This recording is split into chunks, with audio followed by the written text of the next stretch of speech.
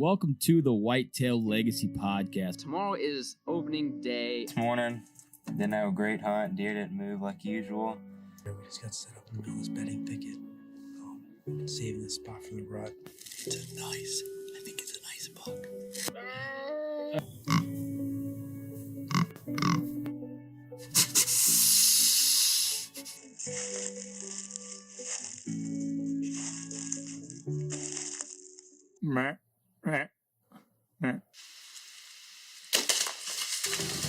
Hits a 170. That was money. I think he's down right up there, dude. 10 yards. Whitetail Legacy Podcast, bringing you back to the hunt and leaving a legacy. Baller rut. Welcome to the Whitetail Legacy Podcast, still on the airwaves, even though people did not believe it. I don't even know what episode we're at. We have a epic story for you guys this week. A spot and stock, 227-inch giant. Gosh. And you can just hear the excitement and the emotion in this guy's voice. One thing I really want to shout out is his humbleness, through the whole thing. Ryan Boyer, man, shout out to you. You killed an absolute giant. You're showcasing the story in the right way, trying to motivate other hunters to get out there. Thanks for coming on, man. It was awesome, and I really, really liked this episode. It was. You guys are really going to enjoy this. Let's get into the people that make this possible. We're going to start out with VIP Broadheads. We always say VIP Veteran Broadheads, but it's actually not VIP Veteran anymore. VIP Combat and Veteran and Adam, but we're gonna talk about the Combat Veteran again. I'm really upset that I didn't get to send it this year. You sent it.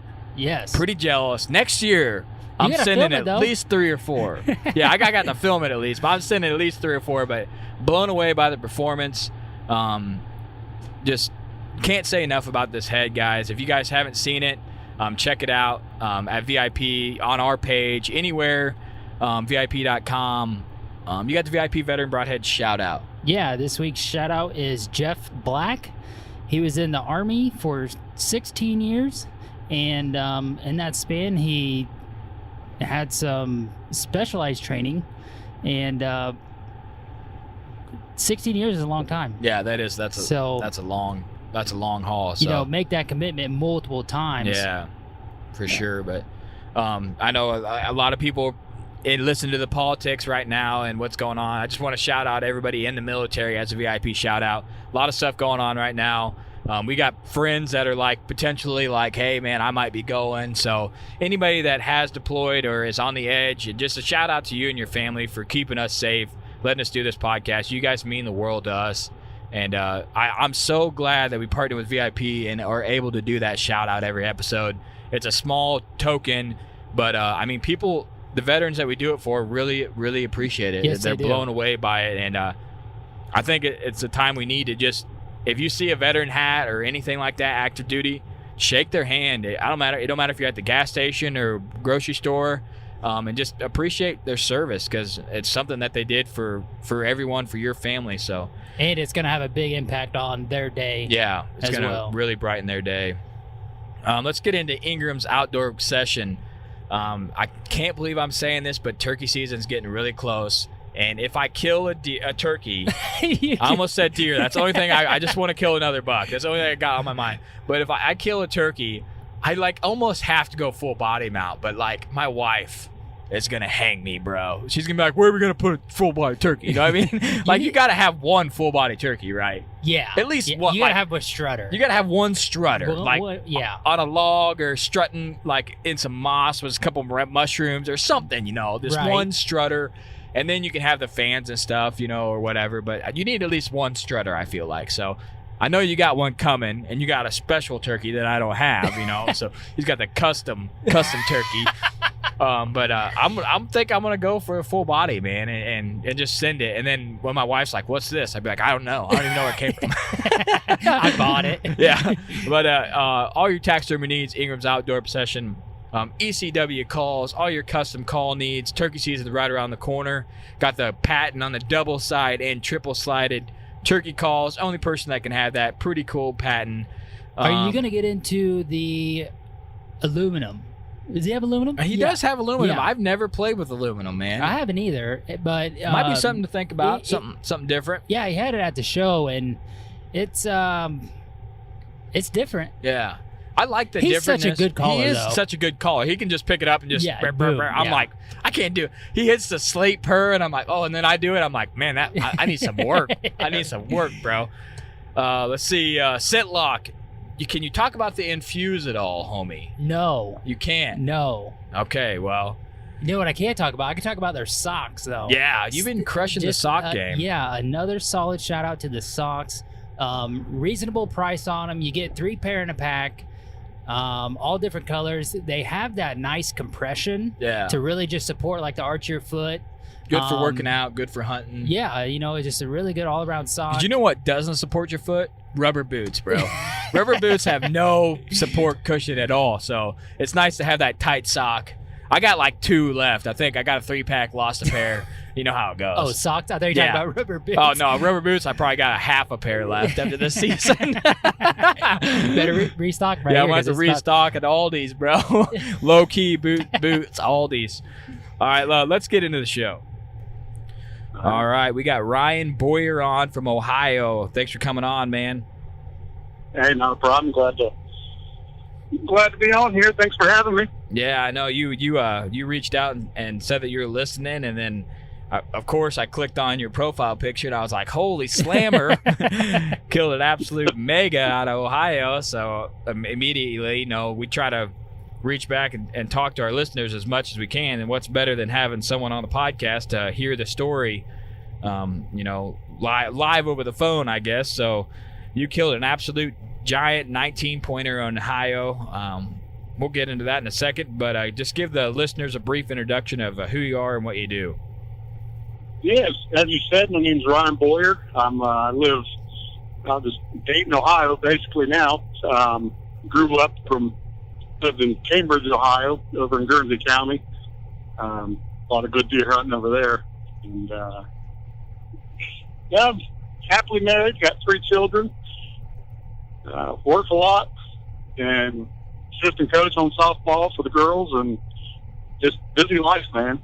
This adulting thing, kind of gets in the way of some stuff. Oh, yeah, man. It sounds like you're real busy. Work, 3 kids, coaching.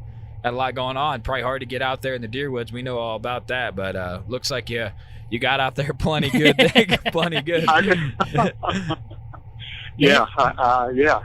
Third trip of the season, and wow. Yeah, can't beat that. No. We were wondering so we keep hearing Ohio. We were just talking about this before we started. Are they all the giants that we hear about getting killed kind of in just a few counties in Ohio, or are they getting killed all over Ohio? I would say back home, I call back home Cambridge. Guernsey County, got Guernsey, Muskingum, that whole eastern side. I think Muskingum, which is the bigger county, I believe, produced a lot more booners than Ohio big bucks than what I would say Greene County and stuff do, which is where I harvested my deer at. I knew that the east end, closer to us was where a lot of the giants That's were west. getting killed. Oh yeah, no, that was east. Yeah. Yeah, it's over here. It's a lot. Over here's a lot flatter. There's more wood lots, and I'm sure just like you guys have out there, there's more wood lots here. Now back home, you've got a lot more woods. You still got the farmland and crops and stuff, but there's a lot more hardwood over there than what there is here. So okay, I see. I was talking east of us, and you were talking the west side. Oh, okay. All right. Homie gets his Act east like I and don't know west. where Ohio Homie is gets at. east and west confused all the time, brother. We don't have time to go into that. We got to get this legend story out. All right. Well, yeah, go ahead and go into the hunt, man. You said it was a 3rd time out, so kind of break down how your season was going and then break down the hunt. Yeah, no problem. I'll be honest with you, it was a quick hunt. Unlike what Justin said there on the podcast there the other day, it's totally opposite of his.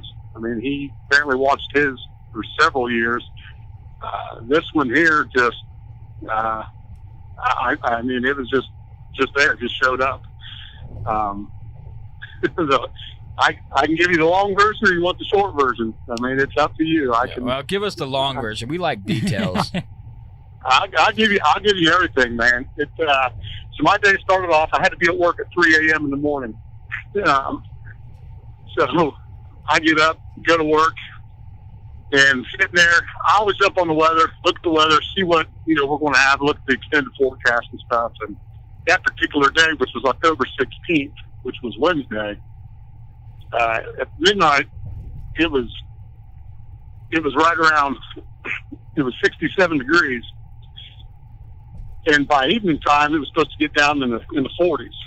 And right there, I'm like, okay, we've got a significant temperature drop. It's raining. It's got all the adverse weather that I love hunting in. Like, that's my cup of tea right there. And I looked at the weather again, kept checking it, and I just kept getting excited. So I ended up later on that morning. I ended up texting the head softball coach and said, "Hey, that I'm not going to be able to make it to practice tonight." And he said, "That's cool, no problem." And with that rain, I was thinking, well, maybe we'll cancel it anyhow with the field conditions and stuff like that. So later on, I ended up texting the wife, and I said, "Hey," I'm not going to practice tonight." She said, "That's fine. Hopefully it'll be canceled." And she said, "Well, that way you can go home and go to sleep anyhow, since you've been up since 2. And I said, I'd rather go hunting tonight than get sleep. And if you're married, and everybody out there that's married knows that when they text back just the letter K and not okay, full that send. means that right there means not too happy, but you're going to go ahead and do it anyhow, so whatever. But she's awesome. She's been through a lot when you're married to a person that hunts and fishes, you put them through a lot. Yeah. But but anyhow, I texted her that. She said, "Cool." Ended up afterwards, and so I got off at 11 that morning, and I ran home, grabbed all my stuff, got it all put together.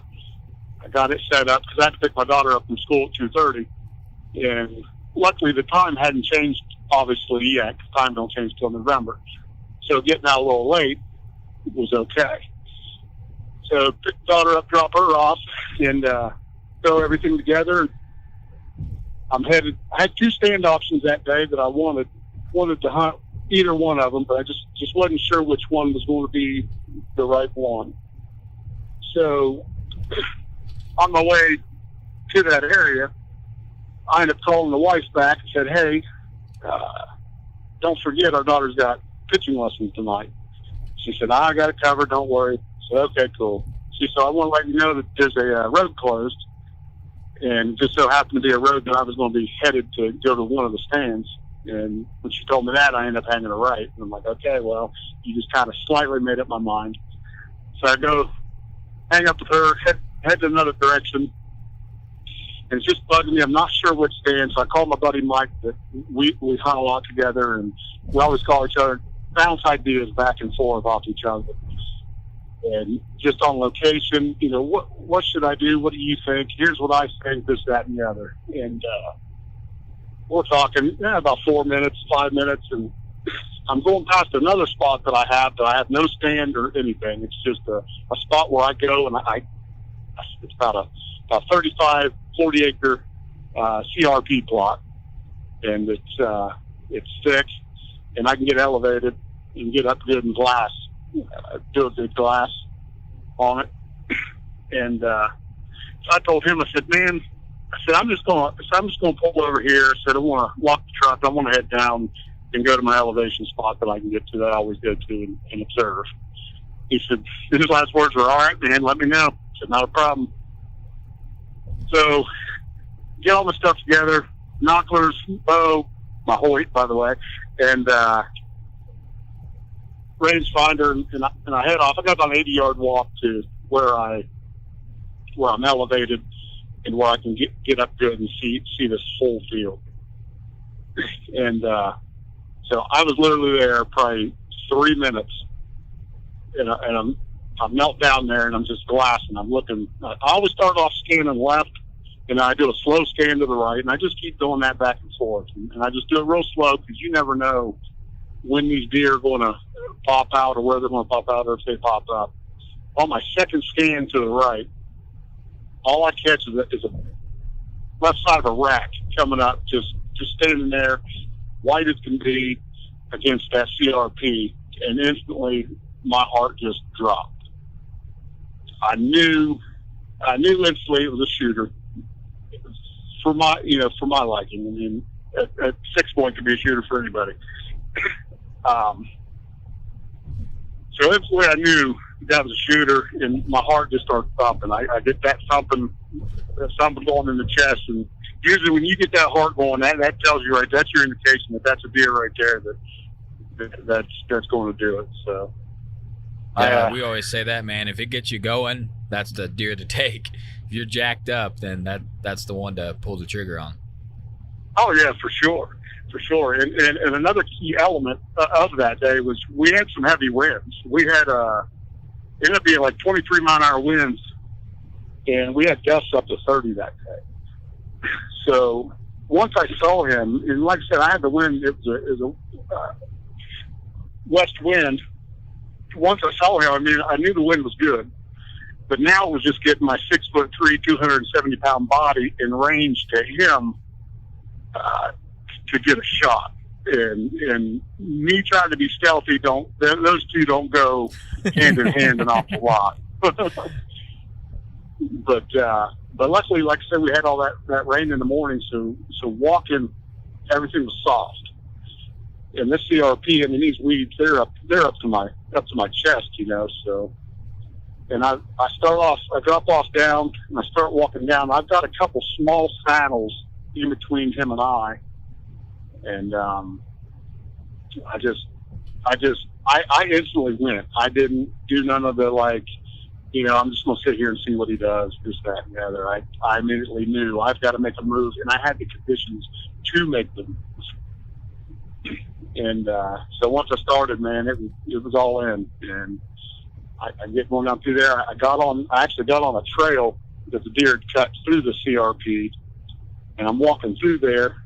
And like I said, there's a little bit of saddles, so I'm coming up, just getting ready to crest the top of the saddle, and I'm looking, and I can still see his rack. He's just standing there. He's putting his head down. He's feeding, and he puts his head back down, and he takes off walking slightly to my left. So I'm like, all right, good.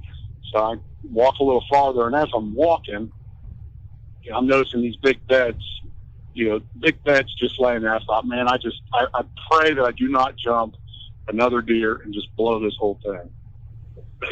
So, and I think worried about walking, getting there quietly, and focus on everything else, that kept me from getting that, I don't know, where you get so excited that you can't focus or anything like that. I think by me, having to do everything I did kept me focused enough and just kept me calm.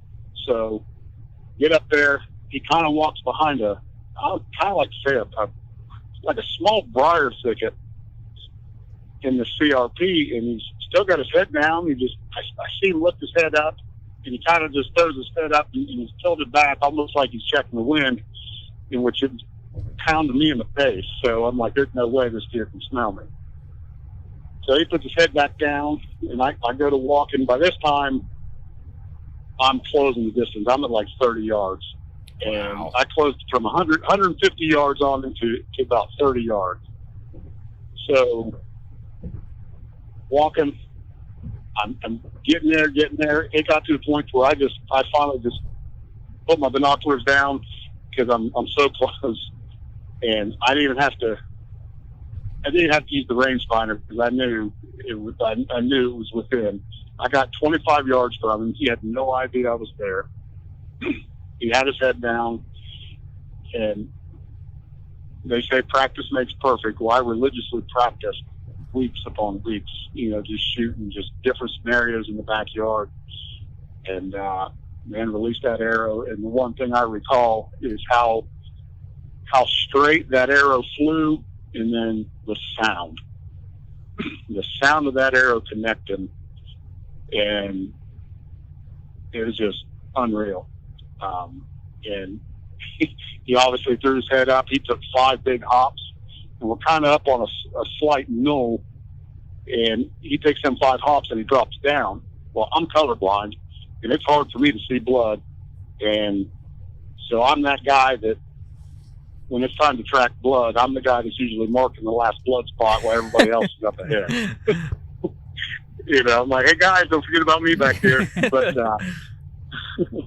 so, like I said, he took 5 big hops and he dropped some off that knoll. So I had to take off running because I'm like, okay, I got to see with 6-foot weeds trying to look down off this knoll. I wanted to see, because there's hardwoods on the other side. I wanted to see where he was going to enter, just in case some ungodly reason there was no blood. That way I could, you know, tell Mike and them what direction he went.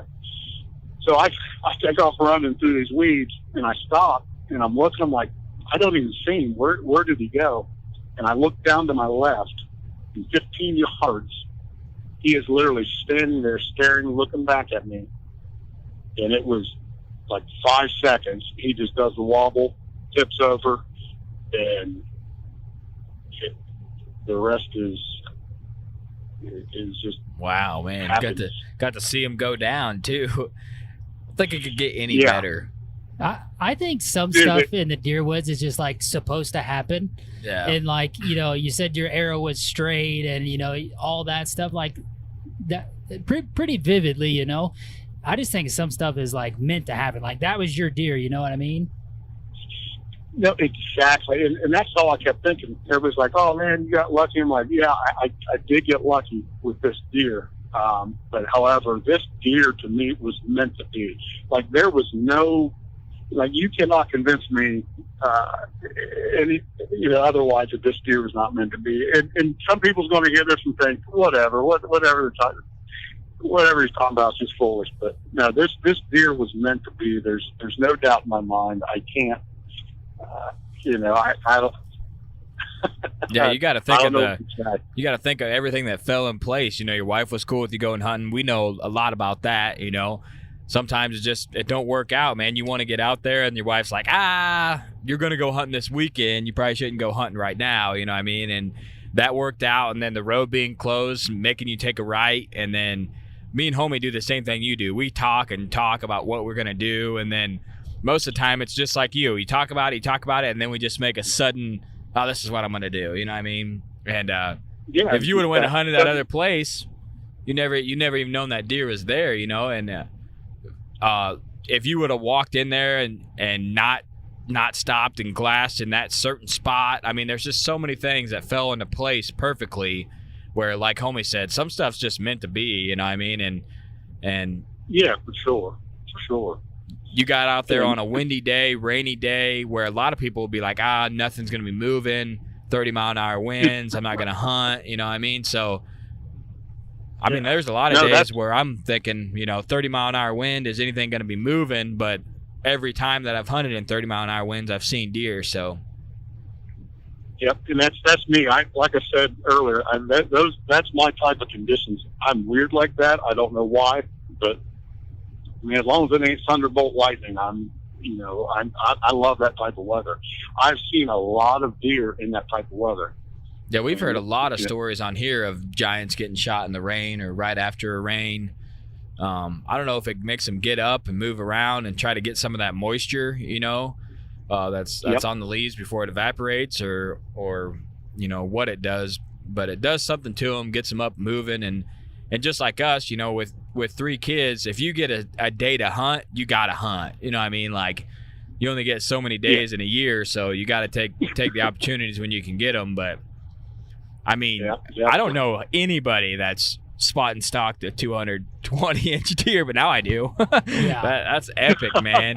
I was not expecting that story on this buck. Yeah. You know what I mean? Yeah, so props to you, dude. I mean, that like you said, you just went for it, you know what I mean? And a lot of guys would have, set back, seen where he went, maybe try to make a move on him the next day or something, but you did the right thing because you got it done, you know, and you obviously knew that ground pretty good and knew where those saddles were that you could get down and kind of be lower. But I'm not very stealthy in the woods either. I try to be, but, you know, I'm 6'1", you know, 200 pounds, and you got another 2 inches, you know what I mean? And you're trying to weasel through CRP grass.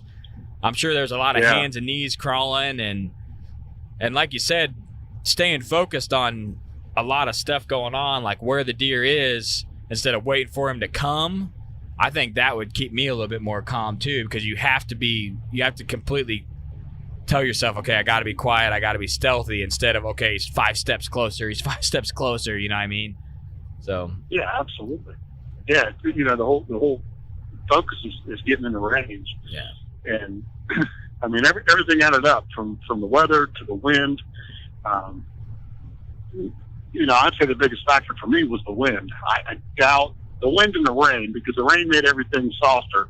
You know, so you ain't got so much crunch. I mean, there was a couple times I'd snap some of them, you know, them, I don't call them twigs, but like going up there and just the wind and the soft ground was a huge factor in me being able to harvest them. Yeah, I'd say that was huge, man. That wind directly in your face. When you first seen him, was he bedded or was he standing just browsing? No, he was standing just browsing. And like I said, when I went through their scan through there once, and on my second scan, like I said, he must have just lifted his head, and he may have been bedded on the first time I scanned, you know, went to the right. And like I said, the second time when I caught his rack come up, you know, he was up, he was on the hoof, and wow, he was out on. There's like a point of trees that come out into the CRP, so he was right off the tip of that point, and right off the tip of that point in the CRP, there's kind of that thicker portion of the CRP with, you know, it's got a little bit of briars and stuff, and then a couple trees. You know, and they say to focus on islands and stuff like that when you are hunting over CRP. But I mean, basically where he was at, I mean, was prime. I mean, he had an escape route if he needed to instantly. Yeah, they feel real comfortable. They feel real comfortable in CRP. Yeah, they don't get that big messing around, not knowing the ground, but.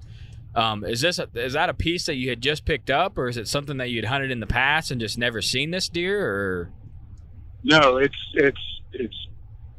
private land. Very blessed and fortunate to have it. Coming from back home, you know, moving over here to have nothing, to be able to pick up a piece of land like this is pretty awesome. And if you'd have told me 7 years ago that I'd be moving to Dayton and kill the biggest deer of my life, that I said you're crazy, you know. It's just unbelievable. I got goosebumps now telling the whole story again, because it's just like reliving it. That's awesome, man. Yeah. Like I said, I never had, and from the other guys that hunt too, nobody had pictures of this deer. And once I called Mike and I called my buddy Logan, I'm like, hey, I said, can you get here? I just shot one. I said, he's down. You know, I said, and Logan's like, which one? And I'm like, I don't even know, dude. And he goes, okay, I'll be there. So Logan was the first one there, and he's just like, dude, holy cow, what did you just do? And I'm like, I have no idea, man. And right then, when Logan got there and he started talking, you know, looking at this deer, you know, holding it up and looking at it and hearing the excitement in his voice. Not that I was excited, don't get me wrong, I'm not saying that. But it just was it all happened quick. And to hear the excitement in Logan's voice started getting my nerves worked up. I ended up throwing up 3 times after all that. I've been there, man. like not to sound non-manly and stuff, but I threw up 3 times, and I just, you know, it didn't really hit me. I mean, it did, but then once Logan got there, Mike and Craig and all that, and it started really really really setting in. Yeah, it's all those memories that you're sharing with the other people. You know, you're out there by yourself. You're like, holy shit, this just happened. You're trying to soak it in, but when other people get there, they start talking about it. You start telling the story. You're reliving it again, and then you're sharing those emotions with other people. That's when I got jacked up. I was pretty jacked up in the stand, but when I shot a big deer and homie got there, I lost it, dude. I absolutely lost it. Just like you did. You just get worked up. And you realize, you hunt for so long trying to accomplish this feat of just shooting an absolute monster, and then you do it, and you're like, holy crap, I did it, you know what I mean? And yeah, it's hard to explain until it happens, or you're around someone, when they shoot an absolute monster, just something that doesn't happen all the time. And for regular guys like us, in your mind, you're probably like, I'll never shoot a deer 200, you know what I mean? That's what I think, yeah, I'll never shoot a deer that's even close to that, because it just, right. The odds aren't in our favor for it to happen, but.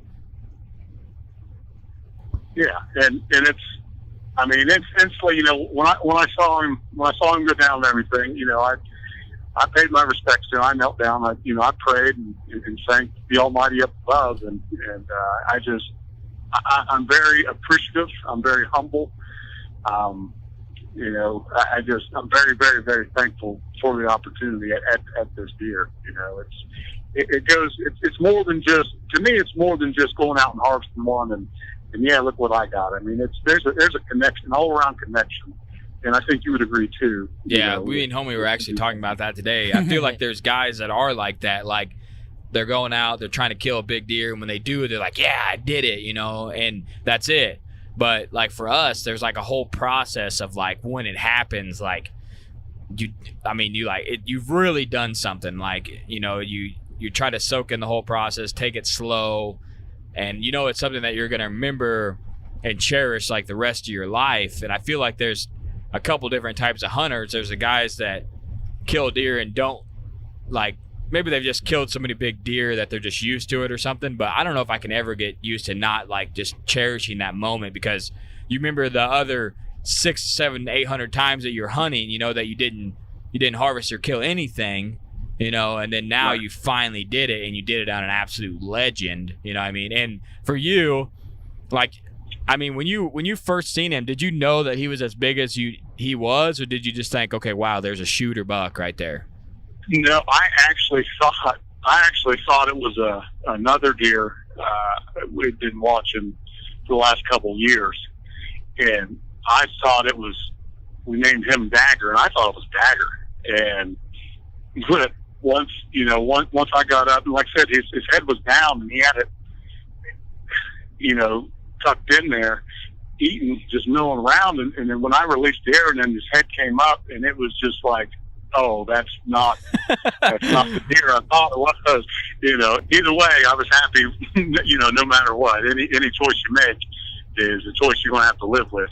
So any deer, it could have been a 130-inch deer, and I would have been perfectly fine. Oh man, yeah, spot and stalk. I've never spot and stalked one before my whole entire life, and to do it on that class of a deer that's insane, man. Props to you for making that shot. Like, I mean, you thought it was a deer that was Dagger that you had history with, but I'd have been so jacked up at that point when I was 25 yards from him on the ground. And I bet you that's why the arrows sound so much different, because you're down there on the ground, like, and when you're out of a tree stand, the arrow's flying down. When you're down on the ground, it's like a parallel. So that arrow probably looked like it was just screaming. And oh, it was unreal. I just envisioned it again, man. I got goosebumps again. Man, it's crazy. That's awesome, man. I love when you're telling the story. I can just hear like the excitement, the passion, and the love for it. I try not to talk too fast. I'm getting so excited talking about it. It's truly an awesome ordeal. Like I said, from everybody else, nobody had pictures of this deer. However, obviously once, the guys got there, pictures started being taken, this, that, and the other. Well, come to find out, a kid had pictures of him from another property, ended up being little over a mile to a mile and a half away. He had this deer in velvet on camera several times in the daylight, in like July and August, and it was just unreal. So he somehow knows my buddy Mike and got a hold of Mike and said, hey, would Ryan care if I came down and seen this deer? And I'm like, no, I don't care. I was like, I sincerely feel bad. I'm at the highs, but then there's a kid that's been watching this deer that, is on this deer, and then here I've harvested it, and I just felt bad. I mean, that's just me. That's how I am. I don't know, but he ended up coming. He ended up getting a picture with it and everything, and he was real cool about it. Super cool kid. So. Nice. Yeah, it's cool after you kill a deer to people are like, I may have seen that deer, or I got trail cam pictures of them, and then to kind of get a little bit more history, especially with you with having no history, then at least you had some trail cam pictures, and you kind of had an idea of where he came from. We've been hearing that a lot, about a mile to mile and a half after they shed velvet. It seemed like a pretty average transition to where I mean, in October 16th, that's a time of year that a lot of people aren't really hunting hard, you know what I mean? But you said you had a cold front, right. So got him up a little bit early. And like I said, I think that rain does something to him. Because you can remember all the times that we've heard, a rain making them move or get up, and it's a lot of it's those big deer that it does it to too. So something to take in right there. How long from when you seen the deer was it until you made the shot? Just because, like what Cody said earlier, like if Cody and I were in this particular situation, I feel like we would have sat there for at least 10 minutes trying to either get a game plan or see what he was going to do. So I was just trying to figure out how long it took you to get down there to him. Dude, it literally, once I knew I wanted to shoot this deer, it was like instant. In my mind, I'm like, I've got to make a move, because it's hard to tell what he's going to do, and I knew he was big, so I wasn't just going to wait around. I went to him, and that whole from the time I made up my mind I'm going, it literally was probably 12 minutes. Wow. That was an adrenaline-filled 12 minutes. How many times did you stop? Did you stop like every 10 yards and glass him again? Or that's exactly, yeah. I would stop. I would get going. Like I said, I'd drop down in the saddle and I'd come up. I'd stop when I got to the top, and I'd sit there and watch. And then once I knew his head was down, I'd start moving again. Well, I was walking towards him. He's moving to my left into some thicker stuff as he's going. So it worked out perfect to where I would walk, I would stop, he would start walking, I would walk, it was like timed perfectly. Nice. And it just, unreal, man. Yeah, that is unreal. Yeah, I've seen the pictures, and I'm glad you came on, man, when I was not expecting this story. So that's, like I said, that's pretty incredible, man. Spot and stalk a deer in CRP, let alone an absolute giant. I mean, this thing's got so much going on the brows. I don't even know what point is the brow and what is a kicker. There's just a lot going on. So that was the same thing said when they went to score. Doing the green score of it. It was like, okay, where's this start and where's this one stop? Yeah, I would be doing the same thing. So you said it was 226. 227 and 5/8. 227 and 5/8, and it's a what is it? Mainframe 10. Be honest with you, it's it's 42% irregular. I do know that. Like 50% of the points were irregular points. 42%. That's pretty sweet. That's crazy, man. He's different for sure. Yeah. Now, before this, have you had encounters or been successful on other big deer in that area? Yep, I've shot two so far. Nice. Prior to this, and the one last year was actually from the ground also. Oh wow! that's a whole nother story.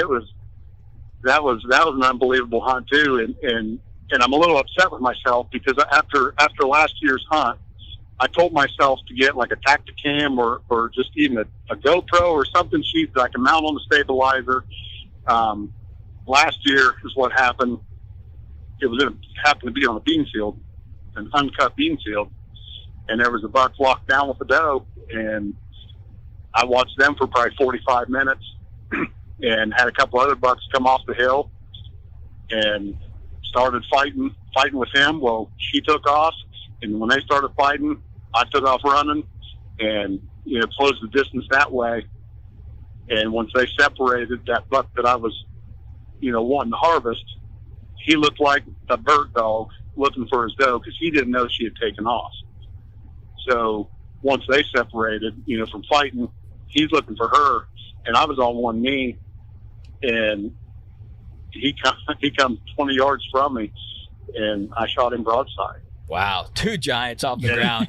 I've heard of people when they're locked up like that making a move, and I could see why, man. When they're locked up, they can't hear nothing. They ain't paying attention to anything other than. I think as long as you don't bump that doe, yeah, I think you're pretty solid, and you can get away with a lot. Sorry, I was going to say I've got a whole new respect for bucks fighting, because when I was running up to get into positions, literally they were 25 yards at the time from me fighting. I had my phone out and I was recording with my phone because I was like, I don't even care if I get a shot, but this is just so awesome and something you don't get to see a lot. So I'm recording. Next thing I know, my phone goes black. It died. And I'm just like, you were kidding me. So I hurried and throw it I had my hand muff thing on, so I hurried and throw it in there, zip it up, and that's when I tucked in to the edge of the wood line on the edge of the bean field. And then he just came, after he bird dogged. He actually, after they separated, he ran down to where I was standing for 45 minutes watching them, end up running down there, and I'm like, you've got to be kidding me. You have got to be kidding me. But then he made his way back, and then he came in, and I can bleed it a little bit, and then he came right in 20 yards, and he looked right at me, but I was already full draw, and the old can beats him again. Yeah, that can comes in clutch, man. It does unless you're cold, and it's like yeah, it's got that weird sound, but the old long can gets a little stuttery. Yeah.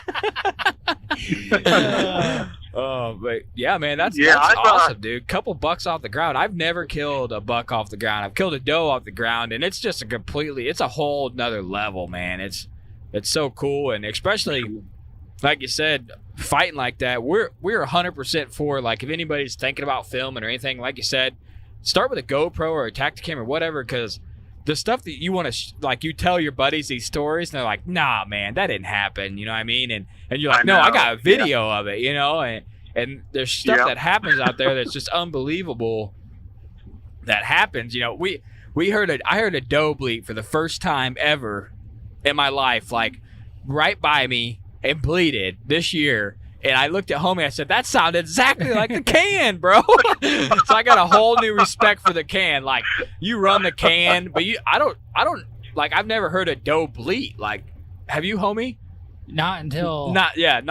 But she was like 20 yards, and she was just like, beep. I was like, well, that, like, someone just hit the can right there, you know what I mean? So we were blown away, and we got it on video, and then a guy messaged us like, you gotta be shitting me. That it doesn't sound exactly like the can, does it? And then we sent it to him. He's like, man, that's, and if we wouldn't have videoed that, we could have never showed that guy. Like, no, man, it sounds legit like the can. Sounds legit. You're right. It does. Man. So that's unreal. So did the wife have anything to say when you got home after she barely let you go hunting? She actually smiled.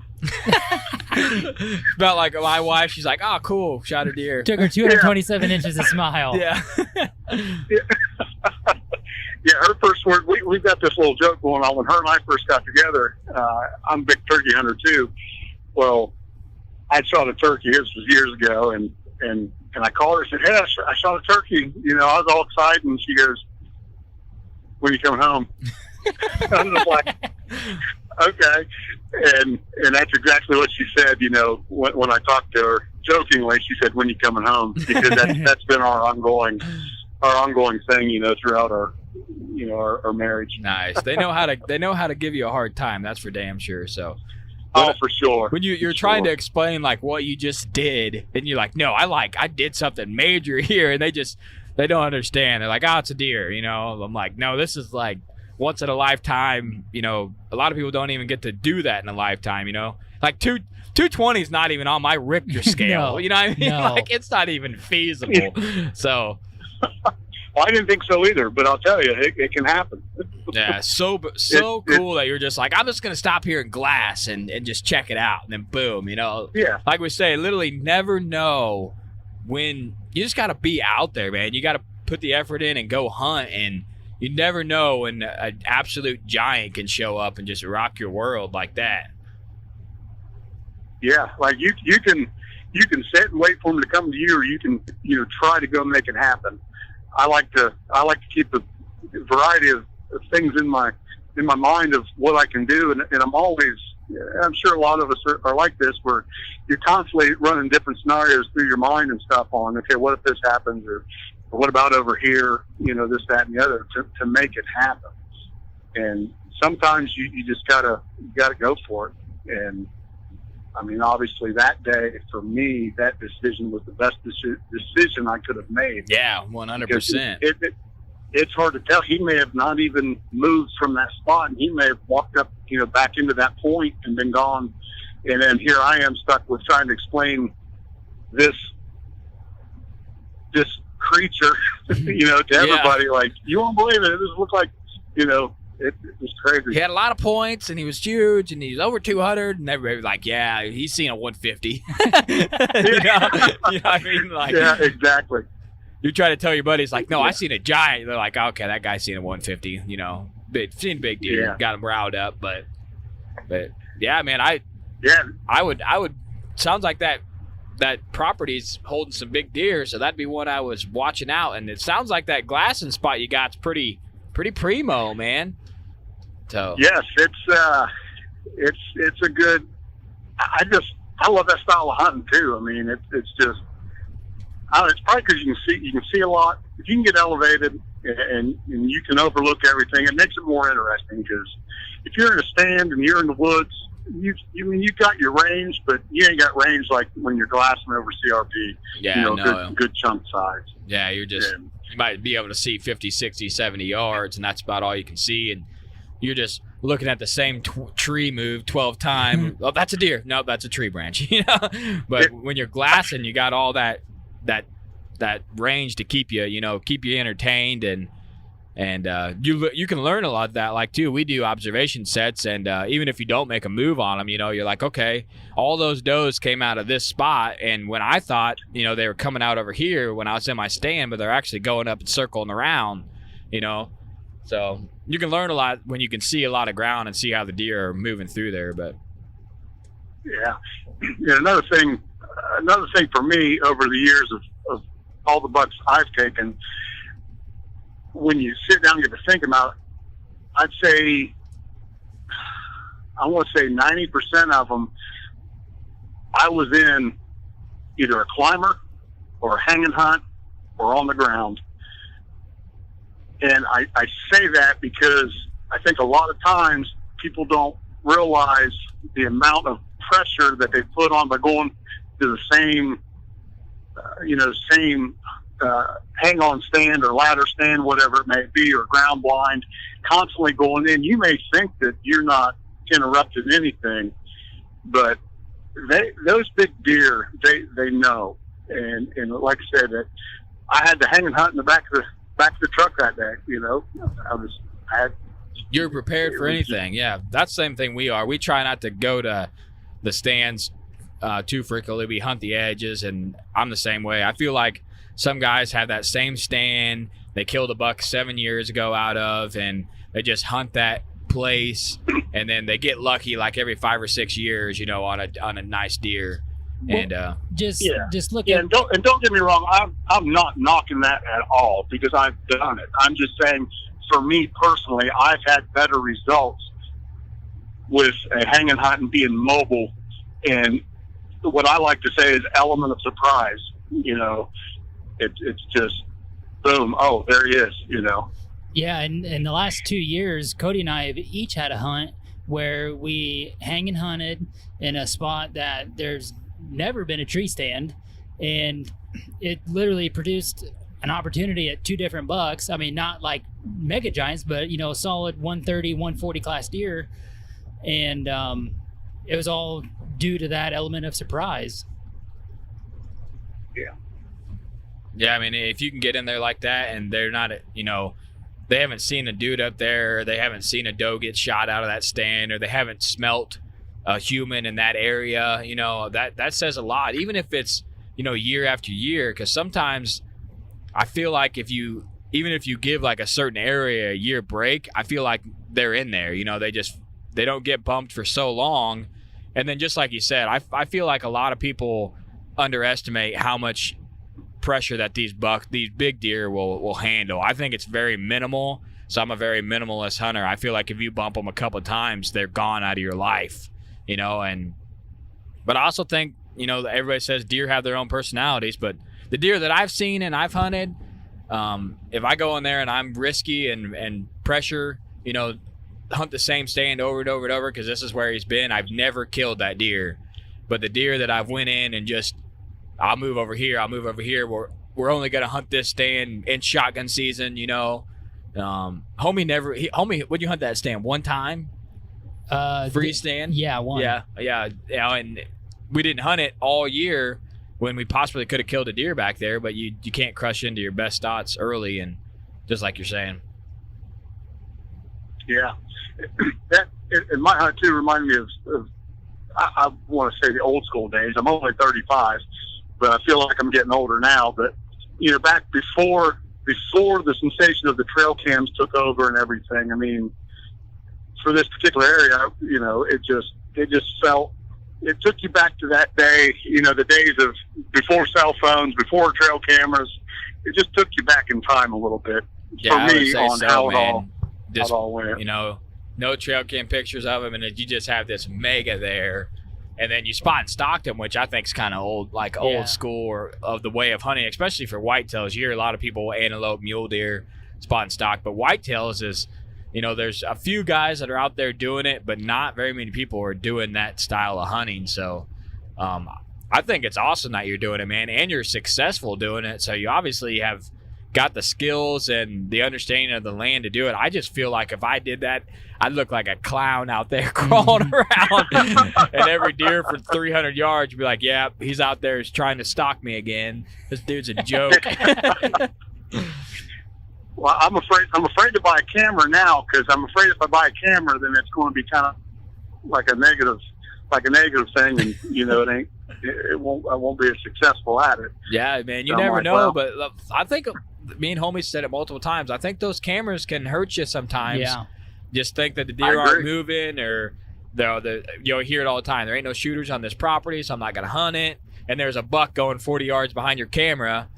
Just like on the last episode, you know, he said he moved the camera 40 yards, and boom, he got him back. And for how long do you say? For weeks, he didn't have a shooter on cam, and then moved it, and boom, he's having shooters. So those cameras can hurt you and help you. So. Oh yeah. I'm particularly meaning like just like a GoPro or something. Like I'm afraid to get one of those now, because I you know, like after last year, I'm like, I'm getting one, never did, and then this happened. I'm like, if I would have just got a GoPro, Yeah. You know, I just get one if you want it, and then just use it whenever you want. You know, if you bring it, no big deal. But it's just cool to document anything. You know, we use it like if you see a buck do a certain thing. Well, you can look at that GoPro and say, hey, it's October 6th, and I had a buck come out of this area, and he worked through here. And then you have that in memory. In 10 years, you can look and be like, hey, man, on October 6th, I had this happen. Maybe I should go try that. So that's another reason we film, because it gives you documented history of when you seen these deer and what they were doing. And then, of course, you get to show your buddies and create stories, which is always really fun. Yeah. It's a great way to keep inventory too, you know, on deer. Well, man, I appreciate you coming on, man. This has been an awesome story, and I appreciate you spending some time with us on a what is it, Wednesday night? Yeah. I'm thinking it's the weekend because we're traveling here, but man, it definitely a legendary buck and a legendary story here. So I appreciate you coming on. Yeah, not a problem, guys. I appreciate you having me, and have fun at JTA. Woo! This is the outro, if you're wondering. We're gonna edit in some music or something that says this is the outro, so you guys are like, they're talking, there's a pause, and then it's right back to them talking. You know what we need to do? We need to get on the soundboard here, switch it to robot voice, Yeah. and then every time just, this is the outro. Yeah, this is the outro, and then go into it. But I mean, this story is epic. I actually I got a little bro crush going on with Ryan, man. I really like this dude. We had a good talk. That's the best thing about podcasting. You get that half hour before and half hour after right? the episode to kind of chit chat, and just an all around humble dude. Killed multiple nice bucks off the ground, and archery equipment off the ground, spot and stock. That's just something you don't hear about, especially on a 227-inch legend. So we know you guys enjoy these Legends episodes. We're gonna keep them coming because we have a lot of fun doing them, man. Yeah. And it's cool that almost every episode the guy's like, hey man, thanks for letting me share my story, because everybody wants to hear, a lot of podcasts are just the famous guys, and we're trying to find these low-key guys that killed a giant, and you might have seen a picture of them, but you never got the story, and you're always like, man, what happened with that buck, and this is our way of giving a little shout out to the hunter, but giving that deer a chance to shine and tell its story, you know what I mean? So we appreciate all you guys listening, clicking that play button. Make sure and hit that subscribe button so you get to listen to this prime rib every Wednesday right off the hot press, 11 a.m. Central Time. I wish I could do like a sizzle effect right there. Yeah, that would be sweet.